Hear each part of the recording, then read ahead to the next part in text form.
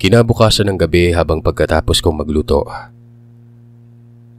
kagad na akong umakyat sa silid ko. Habang nakahiga sa kama, biglang nagring ang telepono. Si Marco ito. Sabik na sabik akong sinagot ang kanyang tawag. Nangamusta ito sa amin.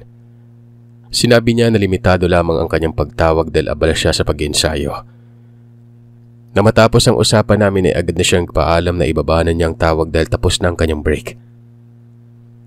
Nang maibaba ko ang telepono, dahan-dahan akong napabuga ng hangin dahil sa bigat na aking nararamdaman. Hindi ko na sinabi kay Margo ang pagpapahirap ni Mama Yasmin sa akin. Tinitiis ko na lamang para sa aming mag-asawa at sa aming anak. Dahil sa pagod na naramdaman sa ginawa ko kanina, ay hindi ko na malaya na nakaidlip ako at hindi na ako nakapaghapunan pa. Kinabukasan ay nagising na naman ako sa malakas na katok mula sa labas ng pinto ng silid. Pupungas-pungas pa akong bumangon at tumihikab. Medyo masama pa ang aking pakiramdam. Masakit ang ulo ko. Pero walang tigil sa pagkatok ang nasa labas kaya dahan-dahan akong pumunta sa pintuan at binuksan yon. Nagulat ako nang makita ko si Mama Yasmin. Galit na naman ang ekspresyon ng mukha niya. Ano ba, Marian? Kanina pa ako kumakatok dito. Tanghali na hindi ka pagising.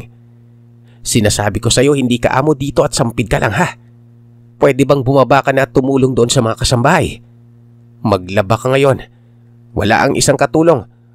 Umuwi sa lugar niya kaya ikaw na ang gagawa ng mga gawain niya. Naiintindihan mo ba? Sinabi ko kung pwede bang mamaya na lang dahil medyo pa masakit ang ulo ko at katawan dahil siguro sa ginawa ko kahapon. Nagalit ito sa akin dahil ayon sa kanya ay pagluluto lang ang ginawa ko kahapon. Nagmakaawa ako sa kanya na magpapahinga ako kahit sandaling oras lang. Pero nagulat na lamang ako nang malakas niya akong sinampal at sinabihan na sinasagot-sagot ko na siya. At kapag hindi pa ako bumaba ay papalayasin niya ako sa kanilang pamamahay. Dahil sa sinabi niya ay natakot ako. Kung kaya't bumaba na lamang ako para gawin ang kanyang ipinag-uutos nun. Nakasalubong ko pa si Papa Emilio Sagdan. Tinanong niya ako kung saan ako pupunta. Sinabi ko na lamang na may kukunin ako sa baba. Tumango lamang ito at sinabi niyang dahan-dahan lamang ako umano sa pagbaba ng hagdan dahil baka mahulog ako noon. Nginitian ko siya ng pilit. Walang kaalam-alam si Papa Emilio kung ano-ano ang pinagagawa sa kanya ng asawa sa akin. Palagi siyang wala sa bahay. Laging abala sa pagpapatakbo ng kanilang negosyo. Tanging si Mama Yasmin lamang ang laging nasa bahay kaya hindi niya nakikita ang mga nangyari noon. Ayaw ko ding magsumbong kay Papa Emilio dahil alam kong pag-aawayan lamang ito na mag-asawa. Ayaw ko rin makalikha ng gulo sa mga ito na ako ang magiging dahilan. Naisip ko na titiisin ko na lamang kahit mahirap para kay Marco at sa magiging anak namin. Nang makababa na ako sa unang palapag ng bahay, dumiretso ako sa labahan ng mga katulong. Nakita kong maraming nakatambak na labahin. Halo-halo ang puti at dekolor. Kaya't inisa-isa ko muna itong paghiwalayin. Umupo ako sa maliit na upuan at nag-umpisa ng maglaba. Maya-maya ay nagulat ako nang may kumalabit sa akin mula sa likuran. Muntik pa akong napasigaw kung hindi ko lang tinakpan agad ang bibig ko noon. Si Manang Lourdes pala yun. Ano ka ba, Manang? Nagulat naman ako sa iyo. Wika ko na sapo ang aking dibdib. Iha, bakit ikaw ang nagkukusot ng mga damit yan? Hindi mo dapat ginagawa yan dahil lalabhan naman ni Mates yan mamaya. May ipinagbibili lang si Madam Yasmin sa kanya sa palengke. Wika ng matanda nun. Ang tinutukoy niyang babae ay isa pang kasamaan sa trabaho sa loob ng bahay. Sabi po ni Mama sa akin kanina, day off po daw ng isang kasambahay. Kaya ako yung kinatok niya sa silid para iutos na labhan yung mga labahan na ito, Manang. Wika ko, habang nagkukusot pa rin ng damit. Muli na namang nagsalita si Manang Lourdes ng patungkol kay Mama. Pero hindi ko na lamang ito inalintana pa. Sinabihan si Manang Lourdes na ayaw ko ng gulo kaya sinusunod ang mga utos niya noon. Sinabi ko rin sa matanda na wala na akong mapupuntahan kapag pinalayas pa ako ni Mama Yasmin sa bahay. Sinabi ko na rin sa kanya ang totoo kong kalagayan na itinakwil na ako ng aking magulang dahil maaga akong nagpabuntis. Habang nagkikwento ako kay Manang Lourdes ay hindi ko napigilan na tumulong muli ang aking mga luha. Tumango lamang si Manang Lourdes at marahang hinimas ang likuran ko. Nagpaalam na muna itong pumunta sa kusina dahil may iniluluto pa daw siya doon. Tumango na lamang ako bilang tugon at ipinagpatuloy ko ang aking paglalaba. Mahigit 2 oras bago ako natapos sa aking pagkukusot at pagbanlaw. Habang nagsasampay ako ng damit ay natigilan ako na makita na nalagyan ng kulay ang isang kamiseta na puti ni Mama. Mukhang mamahalin ang kamisetang yon. Nakaramdam ako ng konting kaba dahil hindi ko alam kung ano ang magiging reaksyon niya mamaya sa nangyari sa damit niya. Habang hawak ko ang damit niyang namansyahan, bigla na lamang akong napalingon mula sa likuran nang makarinig ng isang napakalakas na sigaw. Galit na galit si Mama Yasmin. Nanlilisik ang mga matang nakatingin sa akin. Nakita niya ang hawak kong kamiseta. Bigla niya akong sinugod at pinagsasampal ako sa pisngi nun. Kinuha niya ang kamisetang hawak ko at pinaghahampas niya sa akin habang minumura ko. Hindi pa ito nakontento. Inilublob niya ang mukha ko sa nakatayong drum na puno ng tubig.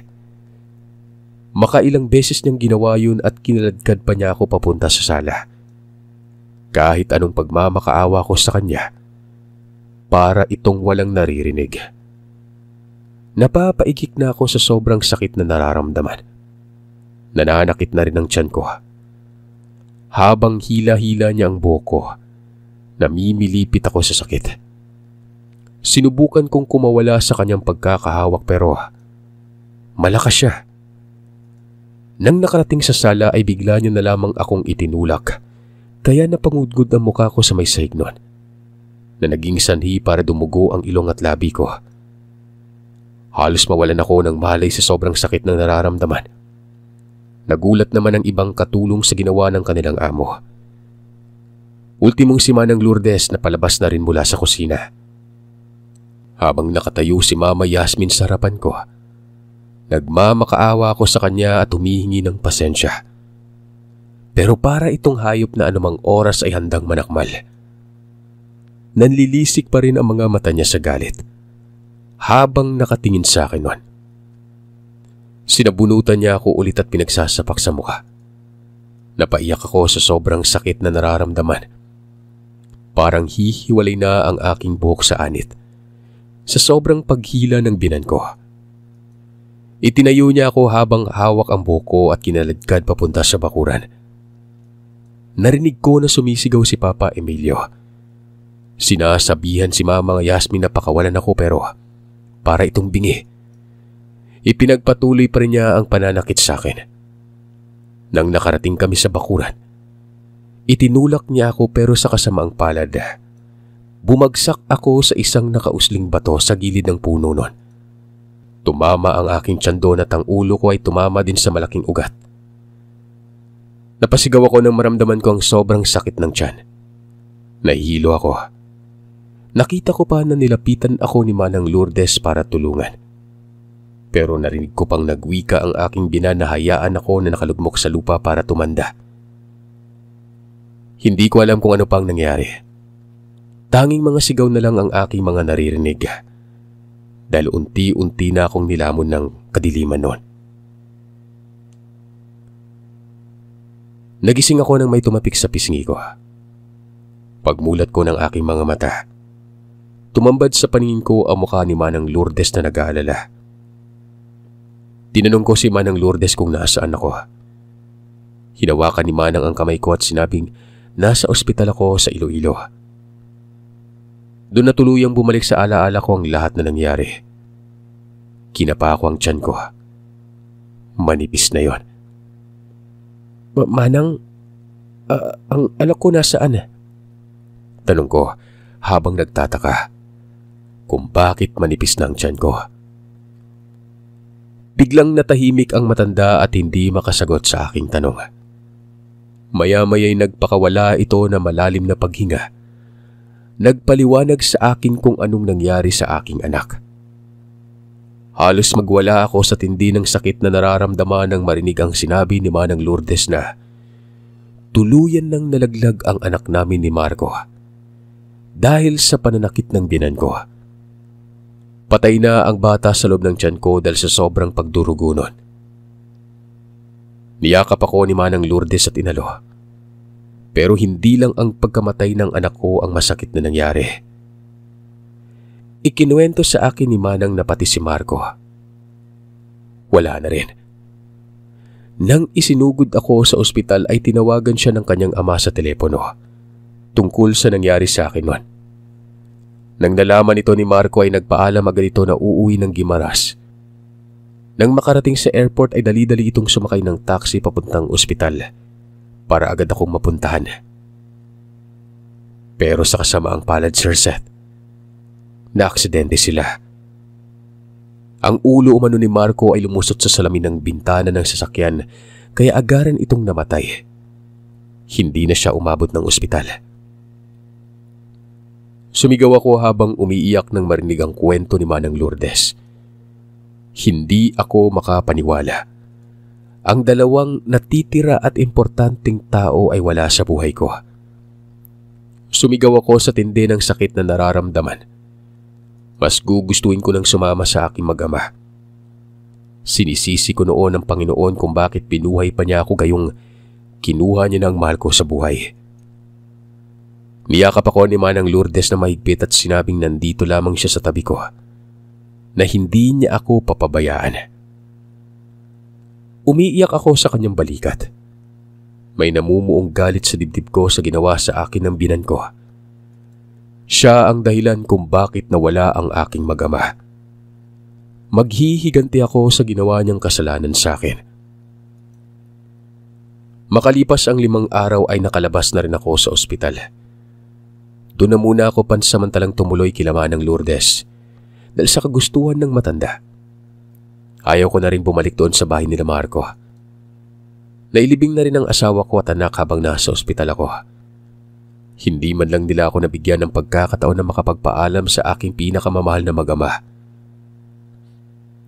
Nang makarating kami sa bahay ni Aling Lourdes, natigilan ako nang makitang tricycle na pamilyar sa akin.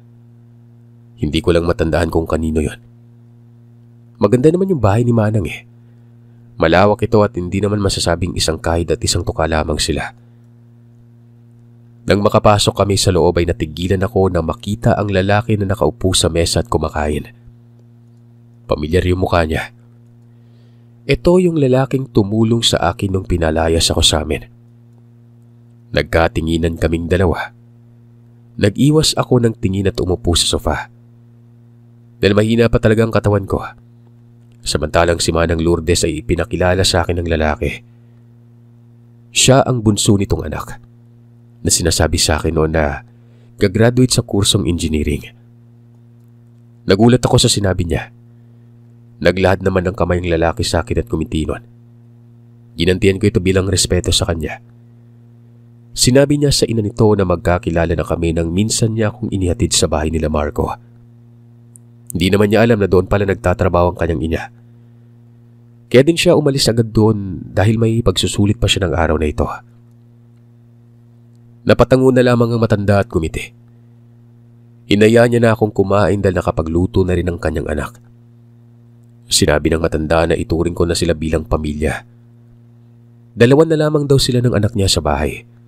Matagal nang namatay ang kanyang asawa at ang kapatid naman ni Von ay nasa ibang bansa nagtatrabaho. Nakinig lamang ako sa matanda. Habang kumakain ay wala akong gana. Puno ang isipan ko sa mga pangyari sa buhay ko. Kung kaya'y hinintay ko na lamang silang makatapos sa pagkain. Nang makatapos na silang kumain ay inayanan niya ako sa isang silid na pahingahan ko. Sobrang nagpapasalamat talaga ako sa kabaitan ni Manang Lourdes sa akin noon. Nang mapag-isa ako sa may silid, doon naman tumulo ang aking mga luha sa tindi ng lungkot na nararamdaman. Gusto kong makapaghiganti sa binan ko. Gusto kong maranasan niya ang sakit na naranasan ko ngayon. Kinuha ko ang litrato namin ni Marco sa wallet ko. Matamang tinitigan yon. Umagos na naman ang masaganang luha sa aking mga mata at napabulong ako. Namiss ko na siya. Humingi ako ng patawad kung hindi ako nakapagpaalam sa kanila ng anak namin. Bigla akong nakaramdam ng umihip ang malakas na hangin. Nararamdaman ko na biglang may malamig na kung ano ang yumakap sa akin noon. Napahawak ako sa aking dalawang braso dahil sa presensya ng lamig na yon. Pumikit ako at ninamnam ang lamig. Naiisip ko na marahil yakap ito ng aking asawa. Nagdaan ang mga araw na nababalot na ako ng kalungkutan. Nagkukulong lamang ako sa silid at walang ganang kumain. Naiisip ko pa rin ang aking naging kapalaran. Sa bawat pagpikit ng aking mga mata ay mukha ng aking asawa ang nakikita ko. Iniisip ko na gusto ko nang sumunod sa kanya sa kabilang buhay para makasama ko na sila ng tuluyan. Isang gabi, habang tahimik ang bahay ay naisipan kong pumunta sa kusina para kumuha ng patalim. Gusto ko nang tapusin ang aking paghihirap at ang tanging naisip ko ay kitilin na lamang ang sarili kong buhay. Nang mahawakan ko na yung kutsilyo, sinubukan ko sanang hiwain ang pulso ko pero bigla na lang may umapos mula sa likuran ko. Pinilit kong makawala pero mahigpit ang pagkakayakap nito sa akin. Si Von yun. Mabilis niyang nakuha sa akin ang patalim. Mariin niya akong tinitigan at sinabihan na malaking kasalanan sa Panginoon ang magpatiwakal.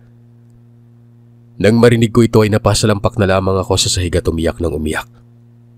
Agad namang inalo ako ni Manang Lourdes na nagising na rin sa ingay na nalika ko. Habang si Von naman ay awang-awa na nakatingin sa akin. Inakay na lamang ako na matanda papunta sa kwarto ko at masinsinang kinausap. Iha, tanggapin mo na lang na hanggang doon lang ang buhay ng asawa at anak mo. May dahilan ng Panginoon kung bakit nanatili ka pa rin nandito sa mundo. Doon ko na sinabing kasalanan ni Mama Yasmin ang lahat. Na sinikap kong tiisin lahat ng pangahamak niya sa pagkatao ko at pananakit. Pero wala siyang puso. Hindi na ito naawa sa kanyang sariling apo. Na namatay ang anak at asawa ko nang dahil sa kanya. Sinira niya ang buhay ko at hindi ako papayag na hindi siya maparusahan sa ginawa niya sa akin. Awang-awa matanda sa nangyari at sinabi ko noon. At dahil din sa galit niya sa amo ay nakapagdesisyon siyang gamitin ang kaalaman niya na hindi ko alam na meron siya.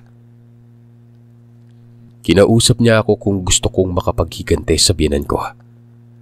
Agad naman akong pumayag dahil sa tindi ng galit na nararamdaman ko noon. Pero sinabi ko na gusto ko lang siyang turuan ng leksyon at kusa siyang humingi ng kapatawaran at sumuko sa mga pulis para mapanagot sa kanyang ginawa na pananakit sa akin.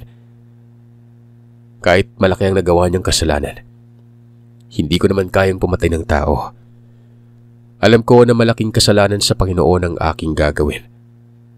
Pero ngayon pa lang ay humihingi na ako sa kanya ng kapatawaran. Isang gabi, habang tahimik ang buong bahay, niyaya ako ni Manang Lourdes sa kanyang silid para gawin ang ritual sa pangungulam. Nang makapasok na kami doon ay sinindihan niya ang 3 itim na kandila sa harapan ng altar na may mga ribulto ng hayop at isa pang itim na ribultong may 2 sungay at may buntot. Nang matapos sindihan ng kandila, pinatay niya ang ilaw sa silid.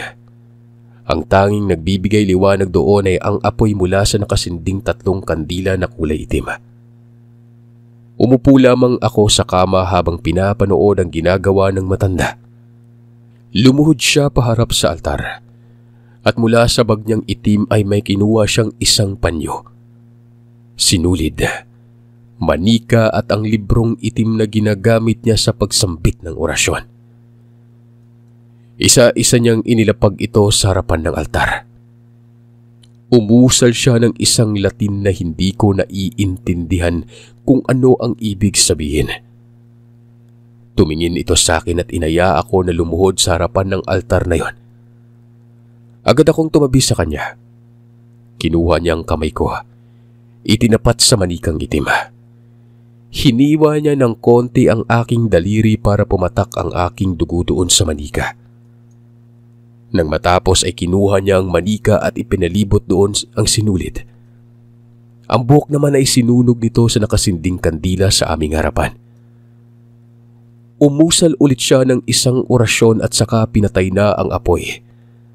At nang buksan niya ang switch ng ilaw, ay bumaba ang liwanag sa buong silid nun.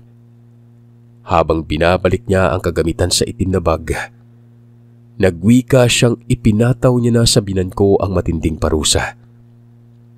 Sinabi niya na hindi naman nakakamatay ang sumpang ibinigay nito.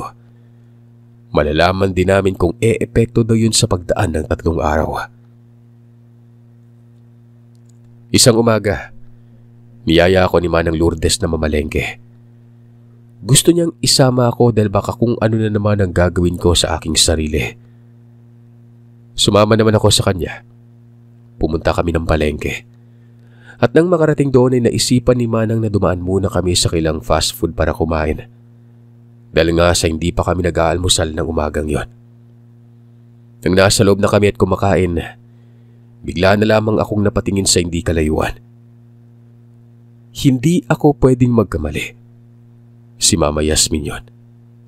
Nakaupo mag-isa sa isang lamesa na malayo pa sa ibang mga customer. Naka-jacket, naka-hood, balot na balot ang katawan ng makakapal na kasuotan. Hindi naman siya ganun kumanamit. Nasanay ako dati na laging nakabistida yon tuwing lalabas siya. Pero ngayon parang kulang na lang ay balutin niya pati mukha niya sa kapal ng kasuotan. Kinalabit ko si Manang Lourdes at itinuro ang direksyon ng binan ko. Nang mapatingin ng matanda doon, pati rin ito ay nagulat sa pananamit ng amo pero bumalik agad ang tingin niya sa akin at nagwika na baka umepekto na dito ang ginawa niyang ritual nung nakaraan. Napatango na lamang ako. Galit ko ulit itong tiningnan. Kung hindi lang ako pinipigilan ni Manang ay susugurin ko na sana ito pero pinakalma niya ako. Hinayaan ko na lamang dahil alam kong may matinding parusa ang naghihintay sa kanya. Ipinagpatuloy ko ang pagkain. Pero habang nag-uusap kami ni Manang, biglang may humablot sa buhok. Agad akong napatili sa sakit na naramdaman. Si Mama Yasmin yon. Naniningkit ang mga mata na nakatingin sa akin. Hayop kang babae ka! Ikaw ang dahilan kung bakit nawala sa akin ang mag-ama ko. Sinira mo yung pamilya ko. Kung hindi mo sana isiniksik ang sarili mo sa anak kong si Marco, natiling buo pa sana yung pamilya ko. Hindi sana ako iniwan ni Emilio. Galit na wika niya habang hawak ang buhok ko noon. Napatingin na sa amin ang ibang mga customer sa fast food na ito. Dahil sa naramdaman ko na sakit ay pumalag ako at itinulak siya ng malakas. Hindi na ako papayag na hamakin niya pa ulit ako at saktan. Natauhan na ako sa pinaggagawa niya sa akin nung una pa lang. Pagkatulak ko sa kanya ay nakita kong napasalampak siya sa sahig at napaupo. Nakuha ang hood ng jacket sa ulo niya at tumambad sa akin ng kanyang mukha. Halos masuka ako sa nakitang yon. Ibang-iba na ito sa dati niyang itsura na makinis at batang-bata kong tingnan. Ngayon, parang isa na itong matandang kulubot. Napakaraming bukol na tumutubo, habang ang buhok niya ay napakanipis na at naglalagas. Ultipong ang anit niya sa ulo ay may bukol diin at ang iba ay pumutok na at lumabas din ang nana. Napakabaho din ang amoy nito at napakalansa. Pati si Manang Lourdes at ang iba pang nakakita sa kanyang itsura ay halos maduwal at nagtakip ng ilong dahil sa sumisingaw na baho mula sa kanyang ulo. Agad akong nagsalita at nilabas ang lahat ng sama ng loob ko sa kanya. Ikaw ang mas masasahol pa sa hayop, Yasmin. Ikaw mismo ang sumira sa sarili mong pamilya dahil sa ugali mo na mapagmataas. Sinikap kong sundin ang utos mo kahit nahihirapan na ako. Ang panghahamak mo sa pagkatao ko, tiniis ko yun alang-alang kay Marco at sa magiging anak namin. Pero sinira mo lahat. Ikaw ang dahilan kung bakit nawala silang dalawa. Ni minsan hindi ko hinahangad ang yaman nyo. Wala akong pakialam sa ari-arian nyo. Gusto ko lang makasama ang aking asawa at makumpleto ang aking pamilya. Mahal ko si Marco at hindi ko alam kung bakit nagawa nyo iyon sa sarili nyong apo. Nawala siya ng dahil sa pagpapahirap nyo sa akin at pananakit. Alam mo ba kung gaano kahirap sa akin mawala ng mahal sa buhay? Halos isumpa ko na kayo sa ginawa nyo. Hindi ka karapat dapat na maging ina ni Marco dahil sarili mo lang ang iniisip mo at ang kayamanan mo. Ni hindi mo iniisip ang kaligayahan ng sarili mong anak. Sigaw ko sa gina. Wala na akong pakialam kung maraming nakarinig sa sinabi ko. Ang mahalaga ay nilabas ko ang sama ng loob ko. Pagkasabi ko ito noon sa kanya, napatulala lamang ito at hindi na nakaimik. Agad akong tumalikod at lumabas sa kainan na yon na hindi na ako lumingon pa. Sumunod si Manang Lourdes sa akin. Hindi na kami pumunta ng palengke dahil sa nangyari. Nakiusap na lamang ako kay Manang na umuwi na lamang kami sa bahay dahil medyo sumama na ang aking pakiramdam.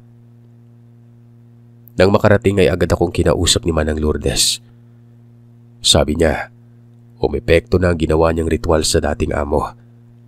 Dahil sa itsura nito kanina at kung matagal ko pa babawiin yung sumpa, ay siguradong mamamatay siya. Sinabi ko kay Manang na hanggat hindi siya humingi ng tawad sa akin at susuko sa mga pulis sa ginawa niyang kasalanan, hindi ko babawiin ang sumpa. Matinding puot at galit ang aking naramdaman sa hilaw kong bina ng mga oras na yon. Lumipas ang isang buwan, isang umaga. Habang nagwawalis ako ng bakuran ay bigla na lang may huminto na sasakyan sa tapat ko. Nagulat ako nang bumaba doon si Papa Emilio mula sa sasakyan, kasama si Manang Lourdes. Agad silang lumapit na dalawa sa akin. Niyakap ako ni Papa Emilio habang lumuluha noon. Ginantihan ko naman ito ng yakap at pinaupo sa upuan. Nagmamakaawa itong puntahan ko ang aking binan na babae sa bahay nila dahil mukhang hindi na ito magtatagal pa. Mabuti na lang at nagkita sila ni Manang Lourdes sa palengke kaya sinabi ni Manang ang lahat sa kanya. Hindi niya alam kung anong nangyari sa asawa niya. Nang mamatay ang kanyang anak at ang nangyari sa akin labis niyang sinisi ang asawa niya noon. At dahil sa galit ay iniwan niya si Ma'am Yasmin. Pumunta ito sa ibang bansa para kahit papano'y makalimot sa nangyari. Hindi niya matanggap ang pagkamatay ng anak dahil sa makasarili nitong ina.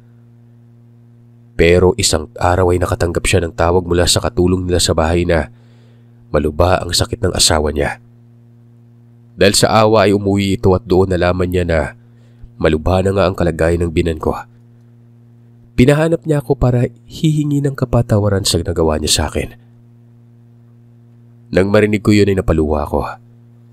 Nakaramdam ng konting konsensya at awa. Dahil alam ko sa sarili na ako ang naging dahilan ng kanyang pagkakasakit. Sumama kami kay Papa Emilio na umuwi sa kanilang bahay. Nang nakapasok na kami doon sa loob, umalingasaw ang napakabahong amoy. Para bang patay na daga o hayop. Napatakip kami sa ilong ni Manang Lourdes sa naamoy nun. Inaya naman kami ni Papa Emilio. Nang makapasok na kami sa loob ay nakita kong nakaratay sa isang kama si Mama Yasmin. Halos hindi na ito makilala dahil sa itsura niya. Mas lalo pa itong lumala ngayon kesa noong nakasagutan kami sa kainan nung nakaraang buwan. Payat na ito. Halos makita na ang buto sa katawan dahil sa sobrang kapayatan. Ang ulo naman ito ay nakalbo na at may nana na lumalabas doon mula sa kanyang anit. Ang mga binti at baraso naman niya ay maraming sugat-sugat na. May lumalabas na uod po. Na makita ko ito ay halos maduwal ako. Pero sa mga oras na yon ay handa na ako magpatawad sa kanya. Nang makalapit ako ay napatingin ito sa akin at dahan-dahan ngumiti. Kahit nahihirapan ay nagsalita siya. Humihingi siya ng tawad sa mga kasalanan niya sa akin. Ngayon lamang niya napagtanto ang kamaliang nagawa sa buhay. Labis ang pagsisisi nito na hinahadlangan niya ang pagmamahalan namin ni Marco. Natakot siya na baka kung magkakaroon na ng pamilya ang kanyang anak ay malilimutan na siya. Pero naging makasarili umano ito sa kanyang anak. Hindi man lamang niya iniisip ang kaligayahan nito. Handa na rin siyang sumuko sa mga pulis na nagawa niyang pananakit sa akin na naging sanhi ng tuluyang pagkalaglag ng anak ko. Napaluha na rin ito sa sobrang hinagpis at pagsisisi sa kanyang nagawa. Nang marinig ko yun ay hinawakan ko ang kamay niya at sinabi sa kanya na pinapatawad ko na siya. Na yun lang ang hinihintay ko mula sa kanya, ang magsisi sa mga nagawa niya. Hindi ako lubusang masamang tao. Matapos ng pag-uusap at pagpapatawad ko ay gumaan ang aking pakiramdam. Pinabawi ko kay Manang Lourdes ang sumpa na ipinataw sa kanya. Humingi ako ng kapatawaran sa may kapal sa ginawa ko. Alam kong malaki ang kasalanan ko. Dumaan ang 2 buwan ay unti-unti nang bumalik sa dati ang katawan ni Mama Yasmin. Simula nang alisin ang sumpa sa kanya. Gaya ng pangako niya sa akin ay kusa itong sumuko sa mga pulis. Nagpakulong para pagbayaran ng kasalanan.